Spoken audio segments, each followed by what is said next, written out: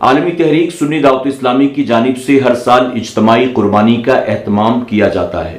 ہمارا اپنا یہ تجربہ ہے کہ بعض حصہ لینے والے جب ہمارے پاس آتے ہیں تو وہ کہتے ہیں کہ ہمیں 2 حصے چاہیے، آپ ہمیں بتائیں کہ گوشت کتنا ہمیں ملے گا۔ ہم ان سے یہ کہتے ہیں کہ قربانی میں نیت گوشت کی نہیں ہونی چاہیے، صرف اللہ کی رضا نیت ہو۔ تو ہم سے کہتے ہیں نیت ہماری یہی ہے،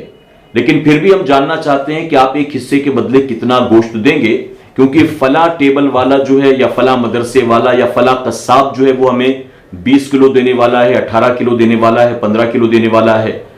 تو اس طرح کے سوالات لے کر جو آتے ہیں ٹیبل پر، یا اس طرح کی نیت لے کر جو آتے ہیں، حضرت ان کی قربانی کے تعلق سے کیا مسئلہ ہے؟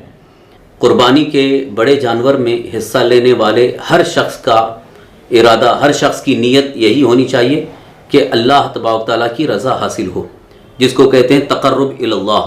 تو ہر ایک کی نیت تقرب اللہ کی ہوگی تو سب کی قربانی درست ہے، اور اگر کسی ایک کی بھی نیت تقرب اللہ کی نہیں بلکہ گوشت کھانے کی ہے تو ہرگز قربانی اس کی بھی نہیں ہوگی اور کسی کی بھی نہیں ہوگی، کیونکہ عام طور پر لوگ جانتے ہیں کہ بڑا جانور جب ذبح ہوتا ہے، بڑے جانور کو جب ذبح کیا جاتا ہے اور اس کے اندر گوشت کم سے کم 70 کلو ہوگا، 80 کلو ہوگا، تو اگر 70 کلو کا ہوگا تو اس میں 10 کلو سب کو ملیں گے، تو اس کا ایک اندازہ اپنے پاس رکھ لینا چاہیے۔ لیکن یہ سوال کرنا، یہ پوچھنا کہ کتنے کلو ملے گا، یہ بالکل ہی درست نہیں ہے۔ اور اگر اس طرح کے سوال پر کوئی یہ کہتا ہے کہ فلاں صاحب یہ وعدہ کر رہے ہیں کہ وہ 20 کلو دیں گے، 15 کلو دیں گے، تو یہ بھی غلط ہے، اس لیے کہ جب جانور سامنے نہیں ہے، جانور ابھی ذبح نہیں ہوا ہے، تو وہ وزن متعین کیسے کر رہے ہیں؟ لہٰذا جو لوگ اس طرح بول کر کے یا کمپٹیشن کرنا چاہتے ہیں یا قربانی میں لوگوں کو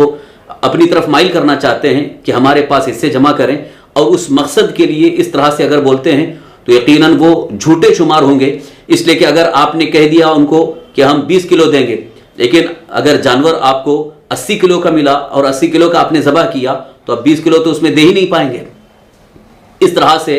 قربانی کرنا یہ بالکل ہی درست نہیں ہے۔ لہٰذا جتنے بھی اجتماعی قربانی کرنے والے ہیں ان کو اس بات کا خاص خیال رکھنا ہوگا کہ جو بھی شریک ہو رہے ہیں انہیں یہ بتایا جائے کہ ہم تندرست و توانا صحیح بے عیب جانور خریدنے کی کوشش کریں گے۔ اب اس میں جتنا بھی گوشت نکلے گا اسے وزن کر کے جتنا حصہ آپ کا بنے گا اس کو آپ کو دیا جائے گا۔ ساتھ ہی ساتھ قربانی میں حصہ لینے والے ہرگز یہ تصور بھی نہ رکھیں، یہ ارادہ نہ رکھیں کہ ہم کو گوشت اتنا ملے گا یا جانور کے اندر سے یہ چیزیں ملیں گی، جیسے ہم کو کلیجی چاہیے، ہم کو پائے چاہیے، منڈی چاہیے، یہ سب چیزیں ہرگز مطالبے میں نہیں ہونی چاہیے، بلکہ نیت یہ ہو کہ ہماری قربانی اللہ کی بارگاہ میں پہنچ جائے۔ قرآن پاک میں اس بات کا ذکر اللہ تبارک تعالیٰ کے فرمان میں ہے، لَن يَنَالَ اللَّهَ لُحُومُهَا وَدِمَاؤُهَا وَلَكِنْ يَنَالُهُ التَّقْوَىٰ۔ اللہ کی بارگاہ میں ان کا گوشت یا ان کا خون نہیں پہنچتا ہے بلکہ تقویٰ پہنچتا ہے، یعنی تمہاری خلوص نیت پہنچتی ہے اللہ کی بارگاہ میں۔ تو قربانی اصل اللہ کی بارگاہ میں تقرب اللہ کی نیت ہی ہے، اور اس نیت کے تحت جانور کو ذبح کیا جا رہا ہے۔ اب اس کی برکت ہے کہ اللہ تعالیٰ کے فضل و کرم سے ہمیں گوشت کھانے کو مل رہا ہے، لہٰذا اس پر صبر کر لینا چاہیے، اور گوشت کھانے کی نیت ہرگز نہیں ہونی چاہیے۔ واللہ تعالیٰ